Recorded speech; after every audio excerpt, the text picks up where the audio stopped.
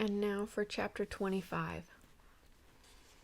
The Aleuts never again came to the island of the blue dolphins, but every summer I watched for them, and early every spring I gathered shellfish, which I dried and stored in the cave where I kept my canoe.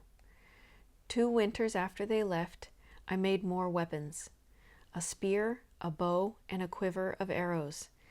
These I also stored in the place beneath the headland, so if the hunters returned, I would be ready to go to another part of the island, to move from cave to cave, living in my canoe if necessary. For many summers after the Aleuts had gone, the herd of otter left Coral Cove. The old otter, which had survived the Aleut spears, and by now were aware that summer was a time of danger, would lead the herd away. They went far off to the kelp beds of Tall Rock, where they stayed until the first storms of winter. Often, Rontu and I would go out to the rock and live there for several days, catching fish for Wanani and the others I had come to know. One summer, the otter did not leave, the summer that Rontu died. And I knew then that none of the otter who remembered the hunters were left. Nor did I think of them, nor of the white men who had said they would come back, but did not come. Until that summer, I had kept count of all the moons since the time my brother and I were alone upon the island. For each one that came and went, I cut a mark in a pole beside the door of my house. There were many marks from the roof to the floor, but after that summer, I did not cut them any more. The passing of the moons now had come to mean little, and I only made marks to count the 4 seasons of the year. The last year I did not count those. It was late in the summer that Rontu died. The days since spring, whenever I went to the reef to fish, he would not go with me unless I urged him to.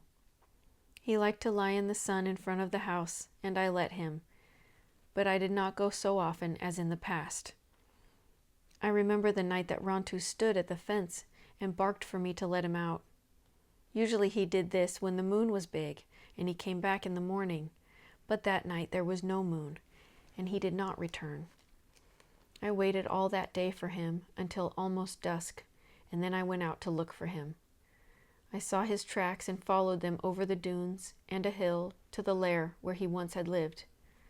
There I found him, lying in the back of the cave, alone. At first I thought that he had been hurt, yet there were no wounds on him. He touched my hand with his tongue, but only once, and then he was quiet and scarcely breathed. Since night had fallen and it was too dark for me to carry Rontu back, I stayed there.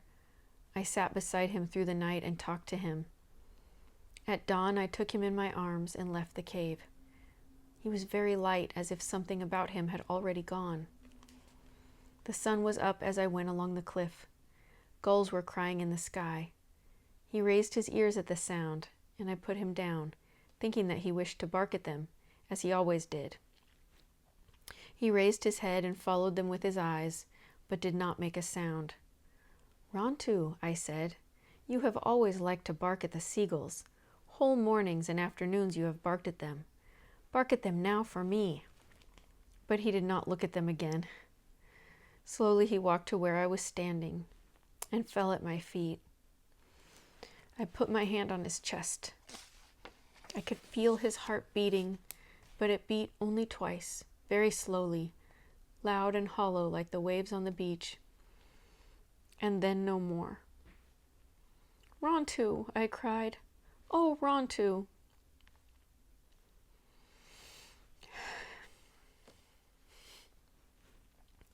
I buried him on the headland.